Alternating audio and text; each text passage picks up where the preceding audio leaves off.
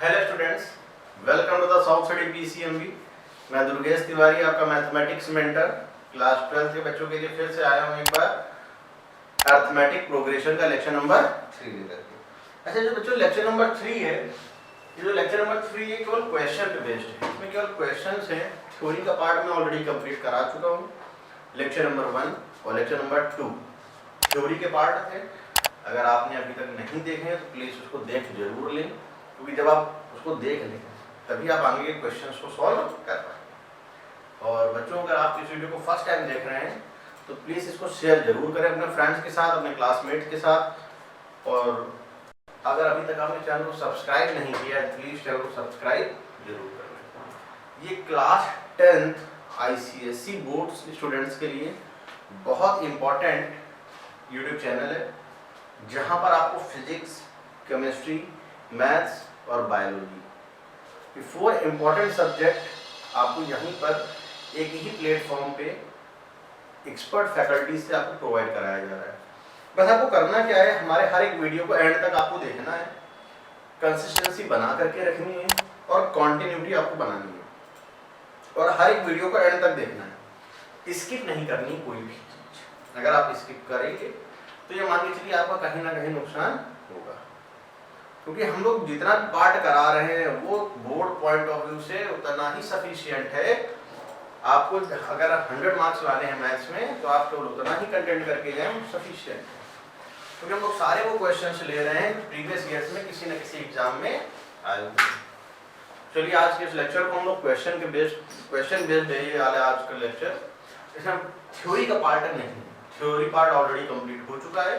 अगर आपको लग रहा है कि कोई डाउट है, कुछ उसमें डिस्कस करना है, तो आप पहले से उसके लेक्चर को देखें, 1 और 2 लेक्चर। तो चलिए स्टार्ट करते हैं आज के इस लेक्चर को। फर्स्ट क्वेश्चन है, sum of first 3 terms of an AP is 33 if the product of the first and the third term exceed the second term by 29, find the AP. अच्छा, एक चीज देखिए, जब भी कभी 3 टर्म का सिलेक्शन की बात करी जाए एपी में तो हम लोग इस तरीके से सेलेक्ट करें कि डी हमारे कहीं ना कहीं कैंसिल हो जाए। तो सिलेक्शन ऑफ 3 टर्म्स अगर हमको करना है तो यहाँ पर हमें एपी में 3 टर्म्स लेने होंगे, a माइनस डी,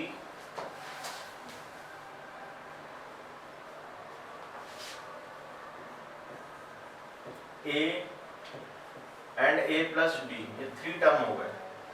सम इनका 33 है, a minus d, a plus a plus b equal to 33। अच्छा, यहाँ पे कैंसिल क्या क्या होगा, d एंड d, ये पार्ट कैंसिल होगा, बचा क्या 3a इक्वल टू 33।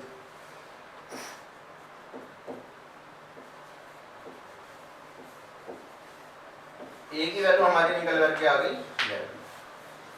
a की वैल्यू निकालना सबसे बड़ा इंपॉर्टेंट पार्ट था पहले तो। अच्छा, आगे का क्या पार्ट है वो भी देख लेते हैं। फिर कहा गया the product of first and third, first और थर्ड का जो प्रोडक्ट है, यानी कि a minus D into a plus D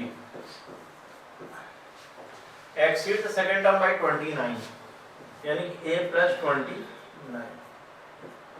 ये हमारा आ जाएगा a square minus D square, a plus 29।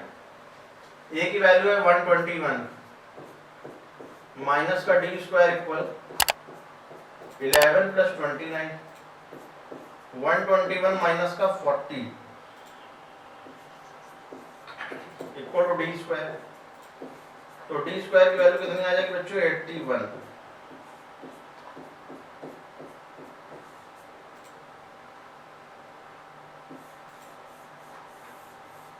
अच्छा, a और d की वैल्यू हमारी आ चुकी है। अगर a और d की वैल्यू आपकी आ चुकी है तो आप अब टर्म फाइंड कर सकते हैं। जैसे मैंने a की वैल्यू ले ली 11, d की वैल्यू मैंने ले ली 9। वैसे आप कोई भी लो, चाहे 9 लो चाहे माइनस 9 लो, आना आंसर एक ही है, बस पैटर्न डिफर कर जाएगा, पैटर्न डिफरेंट होगा बस, और कुछ नहीं होगा। 11 माइनस 9 11, 11 प्लस 9, 11 माइनस 9 2, 11 20। ये हमारे 3 टर्म आ जाएंगे और इसी तरीके से आप कंटिन्यू उसको निकाल भी सकते हैं। 2, 11, 20, 29 एंड सो ऑन। इसको नोट डाउन कर लीजिए, फिर आते हैं next question.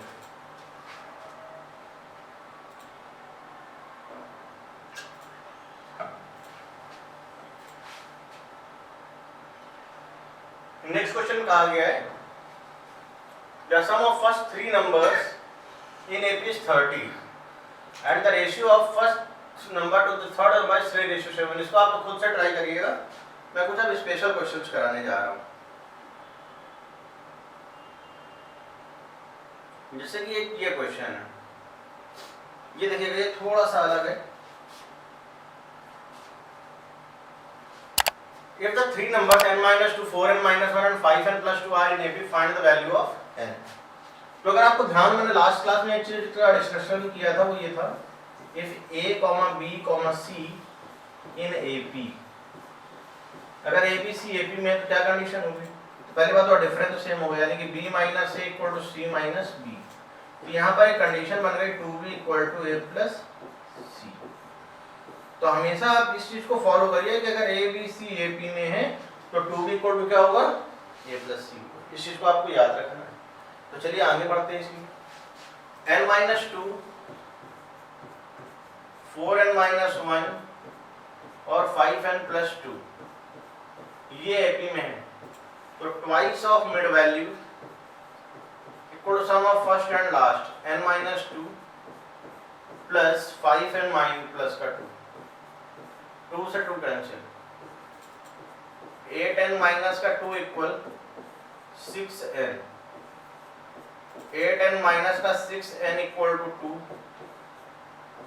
2n equal to 2, n की वैल्यू क्या आ गई? ये सीन निकल करके आ गई n की वैल्यू, और हमें n की वैल्यू ही फाइंड करनी थी। तो आप इस चीज को हमेशा याद रखें, इस चीज को फॉलो करें कि अगर a, b, c 3 टर्म है और वो AP में है तो 2b = क्या होता है? हमेशा a + c। नेक्स्ट क्वेश्चन देखिए, find the number of natural numbers between 101 and 999 which are divisible by 2 and 5। 2 और 5 दोनों से डिविजिबल होना चाहिए। अच्छा, कोई नंबर अगर 2 और 5 दोनों से डिविजिबल है, यानी कि वो क्या होगा? 10, 20, 30 इस तरीके के नंबर्स होंगे। लेकिन हमसे कहा गया 101 और 999 के बीच में, तो जो फर्स्ट नंबर हमें मिलेगा वो होगा 110, फिर 120, 130 up to and so on follow होता चला जाएगा और कहां तक जाएगा? 990, यानी कि 990 तक। हमें नंबर ऑफ टर्म बताने के इसमें कितने हैं, तो ये हमारे लिए हो जाएगा लास्ट टर्म यानी कि Tn, ये हो जाएगा हमारे लिए फर्स्ट टर्म यानी कि A। तो Tn इक्वल टू हो जाएगा A + n-1 into D। 990 equal to A plus n-1 into D की वैल्यू कितनी है? 10। 990 - 110 इक्वल टू n-1 इंटू 10, ये आ जाए 880 इक्वल टू n-1 इंटू 10। 10 से हमारा ये 10 कैंसिल हो जाएगा, तो n-1 की वैल्यू होगी जाकर के 88, n की वैल्यू क्या हो जाएगी? 89। यानी कि जो टोटल टर्म होंगे जो कि 2 और 5 से डिविजिबल होंगे 101 से लगा करके 999 के बीच में, तो टोटल कितने नंबर होंगे? 89 नंबर्स हो जाएंगे। तो इसको आप एक बार नोट कर लीजिए, फिर आते हैं हम लोग अपने नेक्स्ट क्वेश्चन पे।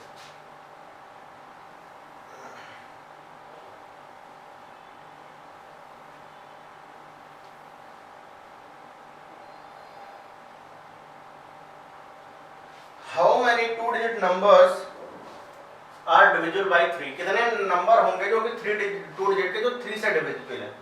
तो फर्स्ट नंबर पे जो नंबर आएगा वो होगा 12, फिर आएगा 15, फिर आएगा 18, ऐसे चलते चलते चलते जो लास्ट में नंबर आएगा मेरे ख्याल से 99 आएगा 2 डिजिट का। अरे लास्ट नंबर भी 2 डिजिट का 99 होता है, वो 99 को अगर आप ध्यान से देखें तो ये नंबर 3 से डिविजिबल भी है, ठीक है। अगर मान लो नॉट डिविजिबल होता तो उससे पहले के ढूंढने की कोशिश करते, क्योंकि आगे तो फिर आपके अलग नंबर हो जाते हैं, वो 3 डिजिट के हो जाते हैं। अब इसमें बताने कितने नंबर होंगे, तो फॉर्मूला आप यूज कर लें Tn equal to a plus n minus 1 into d. Tn को बेटा हम लोग LB बोलते हैं, तो Tn का मतलब हो जाएगा last term, L equal to a plus n minus 1 into d, ये चीज। तो L की वैल्यू क्या हो जाएगी 99 equal a plus n minus 1 into D. D की वैल्यू क्या है 15 माइनस 12,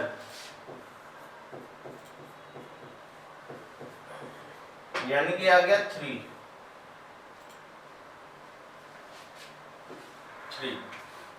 99 माइनस का 12 इक्वल n माइनस 1 इंटू 3, ये आ जाएगा 87। n minus 1 into 3, n minus 1 की वैल्यू आ जाएगी 87/3, तो n माइनस 1 की वैल्यू हो जाएगी 29, n की वैल्यू हो जाएगी 29 प्लस 1, यानी n की वैल्यू आ जाएगी हमारी 30। नोट डाउन कर लीजिए, n की वैल्यू क्या आ जाएगी 30 आ जाएगी। एक क्वेश्चन ये देखिए, ये भी बहुत अच्छा क्वेश्चन है, इसको ध्यान से समझिएगा। कहा गया है which term of the AP 3, 10, 17 up to and so on will be 84 more than its 13th term। तो ऐसे कैसे मान लो लेट nth टर्म,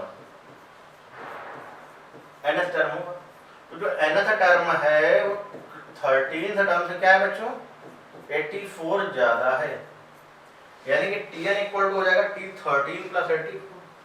अच्छा Tn का फॉर्मूला यूज कर दो, T13 का फॉर्मूला यूज कर दो, यहाँ पर हो जाएगा a plus n minus 1 into D, यहाँ पर आ जाएगा a plus 12d direct plus 84। अच्छा एक तो बेनिफिट अपने को पहले ही मिल गया कि a और a तो कैंसिल हो गया। अच्छा d की वैल्यू क्या है, d की वैल्यू है 10 माइनस 3 यानी कि 7, n minus 1 into 7 equal 12 into 7 plus 84, n minus 1 into 7 84 plus 84, n minus 1 into 7, ये आ जाएगा हमारा कितना 168। तो n माइनस 1 की वैल्यू हो जाएगी 168 अपॉन में 7, ये कैंसिल, तो n माइनस 1 की वैल्यू कितनी आ जाएगी 24, n की वैल्यू आ जाएगी 24 प्लस 1, यानी n की वैल्यू आ गई हमारी 25। n की वैल्यू कितनी आ गई बच्चों 25, यानी कि जो टोटल टर्म है इसमें कौन सा मतलब सॉरी कौन सा टर्म है जो 13th टर्म से 84 ज्यादा है, तो वो टर्म होगा हमारा क्या 25th टर्म। आप चाहो तो 25th टर्म को निकाल करके वेरीफाई भी कर सकते हैं, तो T25 अगर हम लोग निकालेंगे तो क्या आ जाएगा a प्लस 24d, a की वैल्यू क्या है 3 प्लस 24 इंटू 7 3 प्लस 168 यानी कि 171, और 13th टर्म भी आप निकाल लीजिए, 13th टर्म की जो वैल्यू आएगी और 25th टर्म की जो वैल्यू आएगी उसमें 84 का डिफरेंस आपको देखने को मिलेगा। इसको नोट कर लीजिए, फिर आते हैं हम नेक्स्ट क्वेश्चन पे।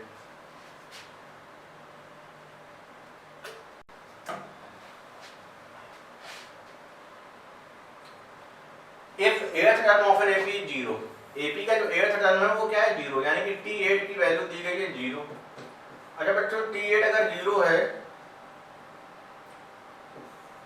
यानी कि क्या हो जाएगा a plus 7d equal to 0। इसके बाद prove that it's 38th term यानी कि T38 triple of its 18th term. तो पहले एक काम करते हैं T38 निकालते हैं, a प्लस 37d, तो a की वैल्यू कितनी आएगी, a की वैल्यू आएगी माइनस का 7d प्लस का 37d, तो T38 कितना आ गया 30d, T18 कितना आएगा, ये आएगा a प्लस 17d, ए की वैल्यू कितनी है, माइनस का 7d प्लस का 17d, यानी कि आ गया 10d। तो अगर आप ध्यान से देखो तो इसका 3 टाइम्स है कि नहीं ये, यानी कि T18 या T38 equal 3 times of the T18, यानी कि 38th term is the 3 times of the 18th term।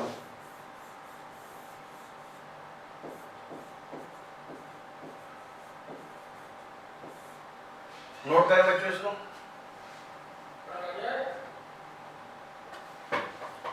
इसको नेक्स्ट देखें फिर।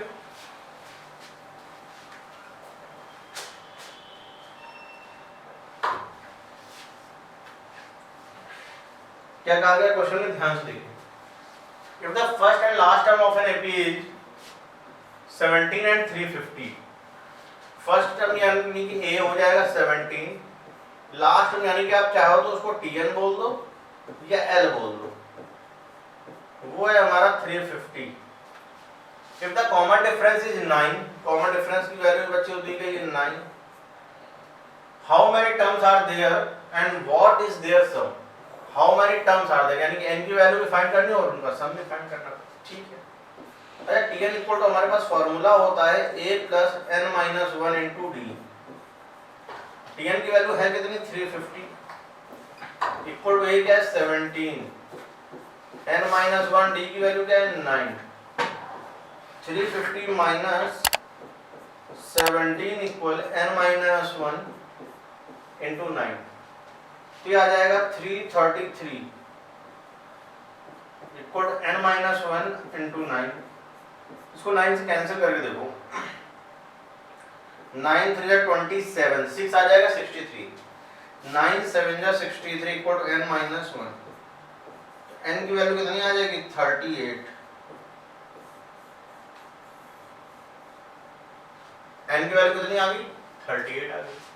What is their sum, तो सम निकालना है, सम हो जाएगा n by 2 a plus l, यानी कि 38 by 2, a क्या है 17, l क्या है 350, यानी कि आ जाएगा, ये कैंसिल होगा तो 19 इंटू 367। अब आप इसको मल्टीप्लाई भाई आप लोग कर लीजिएगा, यही हमारे लिए आंसर का काम करेगा। नोट डाउन कर लें इस चीज को, बहुत इंपॉर्टेंट पार्ट है। फिर आते हैं नेक्स्ट क्वेश्चन पे, नोट करें इसको जल्दी से।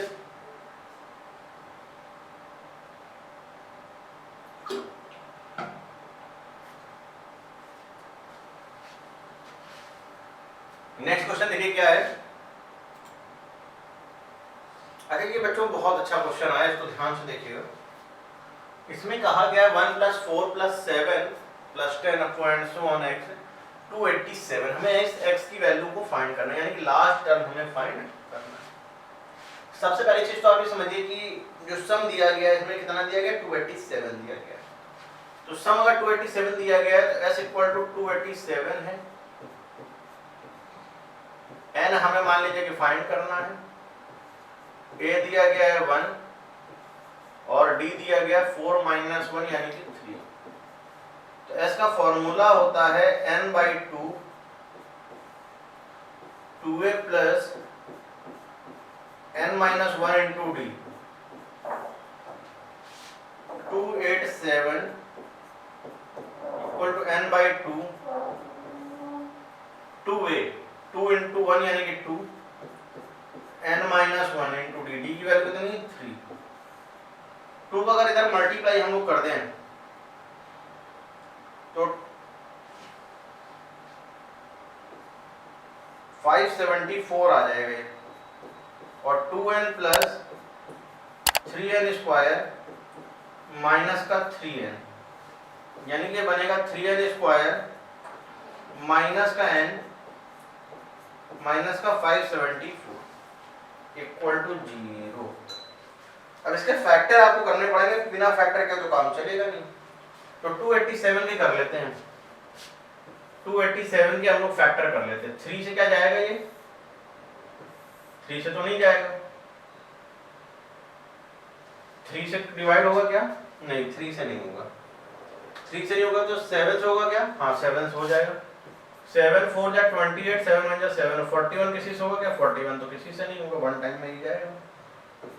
यानी कि इसके बन जाएंगे 42 और 41, 42 और 41 फैक्टर्स हो जाएंगे, यानी कि हो जाएगा 3n square minus 42n plus 41n minus 574 equal to 0।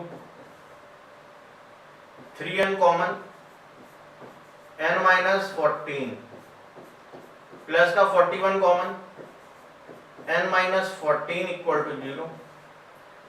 तो n माइनस 14 एक ब्रैकेट में आ गया और एक में आएगा 3n plus 41 equal to 0। n की वैल्यू आ गई हमारी 14 और n की वैल्यू आ गई माइनस का 41/3। अच्छा, इस तरीके की वैल्यू तो पॉसिबल ही नहीं है n की, फ्रैक्शन में ऊपर से नेगेटिव भी है।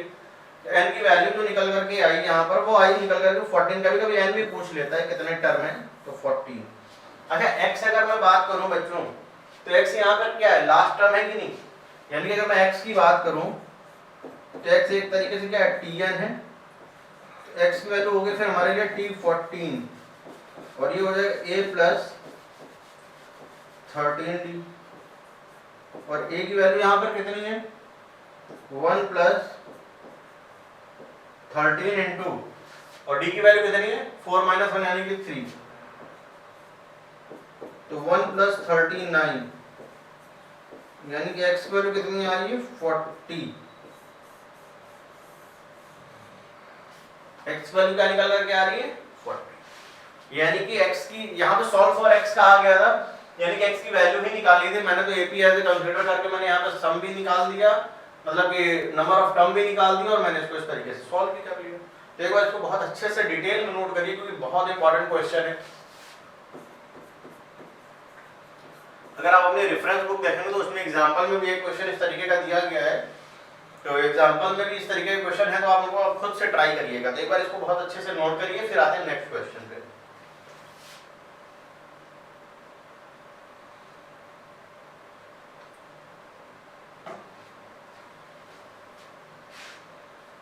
बहुत सारे क्वेश्चंस लेकर के आए हैं आपके लिए और ये सारे ही क्वेश्चन आप समझिए बोर्ड पॉइंट ऑफ व्यू से बहुत ज्यादा इंपॉर्टेंट होने वाले हैं आपके लिए। जैसे कि एक क्वेश्चन ये है, देखिएगा इसको, इसमें क्या डेटा गिवन है? How many terms of the AP, इसमें कितने टर्म लिए जाएं so that the some is 78, सम 78 हो जाए। यानी कि s की वैल्यू गिवन है, सम 78 है, a क्या है? 24 है, d क्या है? 21 माइनस 24 यानी कि माइनस का 3।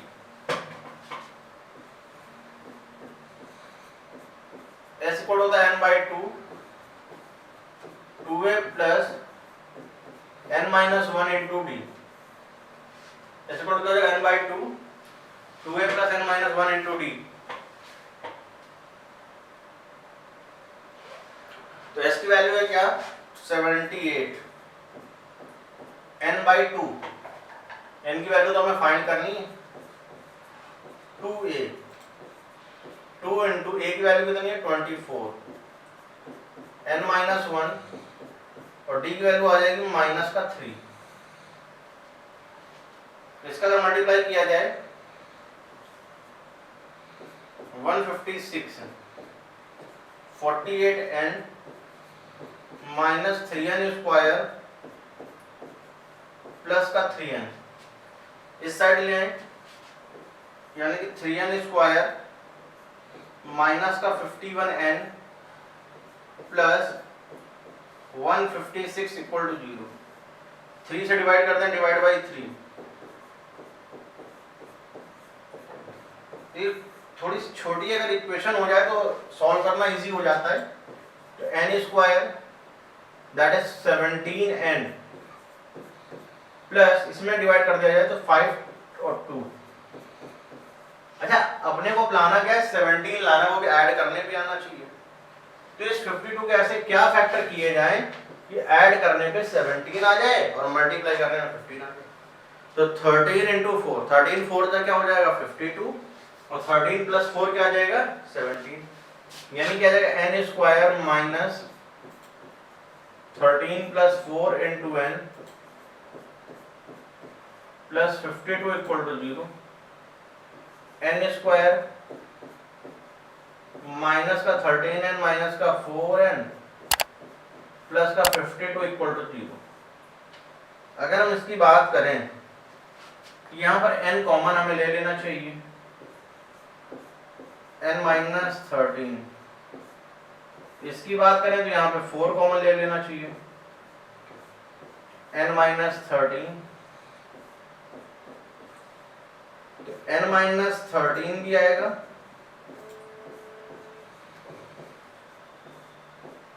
यहाँ पर n की 2 वैल्यूज आ गई। एक n की वैल्यू निकल करके आई बच्चों 13 और एक आई 4। अच्छा यहाँ पर क्या ऐसा पॉसिबल है कि 5 टर्म का भी सम वही हो 10 टर्म का भी सम वही हो? तो हाँ बच्चों ये चीज बिल्कुल पॉसिबल है, और ये तब पॉसिबल है जब पॉजिटिव से नेगेटिव की तरफ एपी जा रही हो। तो अगर आप ध्यान से देखें तो पहले 24 थी, यानी कुछ टर्म्स तो पॉजिटिव थे, 21, 18। जब आप इसी तरीके से आगे बढ़ते जाएंगे तो कुछ टाइम के बाद कुछ नेगेटिव टर्म्स भी आने लगेंगे, और जब पॉजिटिव के बाद नेगेटिव आते हैं तो हो सकता है स्टार्टिंग में कुछ टर्म कैंसिल आउट हो जाए। जैसे मैं आपको एज एग्जांपल दिखाऊं तो 5, 4 और 3, 5, 4, 3 टर्म का सम कितना है 9 और प्लस 3 12। अब इसके बाद जैसे आया 2, 1, 0, -1, -2, ये अभी टोटल टर्म कितने हो गए? अब आप देखिए ध्यान से, 3 टर्म का सम कितना है 12 है कि नहीं? बिल्कुल सही भाई। और यहां से लगा करके यहां तक यानी कि 5, 3, 8 टर्म का सम भी तो वही है 12। क्यों? क्योंकि ये वाला इससे कैंसिल हो जाएगा और ये वाला इससे कैंसिल हो जाएगा, 0 का कोई मतलब नहीं। तो यानी कि अगर एपी हमारी पॉजिटिव से नेगेटिव की डायरेक्शन में जा रही है तो उस केस में आप ये मान करके चलिए कि ये चीज पॉसिबल हो सकती है कि 2 टर्म निकल करके आए जिनका सम सेम हो, यानी कि दोनों ये आंसर क्या है करेक्ट है, both are correct answer. Note it कर लीजिए। आते हैं नेक्स्ट क्वेश्चन पे। In an AP the fourth and sixth term was this one. Fourth term यानी कि T4 की वैल्यू दी गई है आपको 8 और T6 की वैल्यू दी गई है 14। ये हो जाएगा हमारा a प्लस 3d की वैल्यू आ गई 8। T6 का मतलब हो जाएगा a plus 5d equal to 14। ये चीज निकल करके हमारी आ गई है। फाइंड द फर्स्ट टर्म यानी कि a की वैल्यू फाइंड करनी है हमें, कॉमन डिफरेंस यानी कि d फाइंड करनी है, और S20 यानी कि सम ऑफ 20 टर्म भी आपको फाइंड करना है। कोई दिक्कत नहीं, कर लेते हैं आसानी से।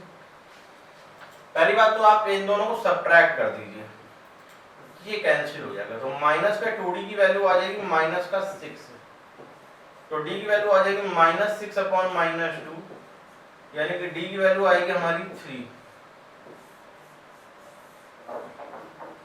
ये आ चुकी है d की वैल्यू। अगर d की वैल्यू हम किसी एक इक्वेशन में पुट कर दें, मान लीजिए फर्स्ट में किया a plus 3d equal to 8, तो a प्लस 9 की वैल्यू कितनी आ जाएगी 8, तो a की वैल्यू आ जाएगी 8 माइनस 9, यानी कि a की वैल्यू आ गई हमारी -1। a और d की वैल्यू निकल करके आ गई। a और d आ गया तो हमें 20 टर्म का सम भी फाइंड आउट करना है। तो S20 की अगर मैं बात करूं तो क्या हो जाएगा 20/2 2a,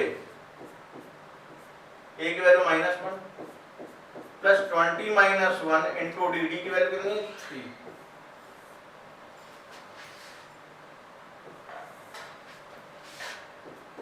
ये आ जाएगा 10 -2 प्लस 57,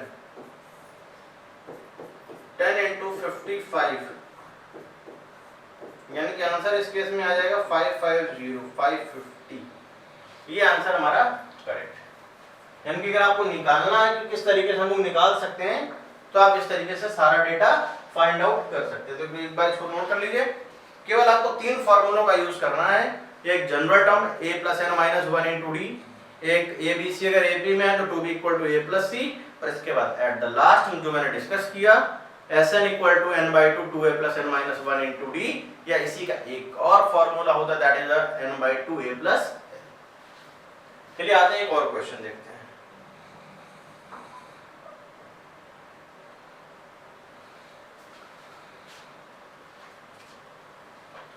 जैसे कि कहा गया है the fourth term of an AP is 22 and 15th term is 66. Find the first term and the common difference. ठीक है, बिल्कुल सेम एज प्रीवियस क्वेश्चन। तो T4 का मतलब हो गया a प्लस 3d की वैल्यू होगी हमारी 22 और a प्लस 14d की वैल्यू हो जाएगी हमारी 66। दोनों को माइनस कर लेते हैं, देखो क्या रिजल्ट आता है माइनस करने पे, माइनस माइनस माइनस ये कैंसिल हो जाएगा, minus 11d equal to minus का 44, तो d की वैल्यू हमारी क्या आ जाएगी 4, d की वैल्यू हमारी 4 आ गई। d की वैल्यू 4 को यहां पुट कर दो, a plus 3d 3 into 4 equal to 22, a equal to 22 minus का 12, यानी कि a की वैल्यू कितनी आ गई 10। a और d की वैल्यू आ चुकी है, तो फर्स्ट टर्म और कॉमन डिफरेंस हमारे फाइंड हो चुका ऑलरेडी। इसके बाद क्या कहा, find sum of first 8 terms of the AP। देखिए सम ऑफ 8 टर्म्स के लिए आपको क्या करना है, सम ऑफ 8 टर्म का फार्मूला के बराबर अप्लाई करो, तो S8, तो S8 की वैल्यू क्या हो जाएगी, S8 इक्वल टू हो जाएगा 8 बाई 2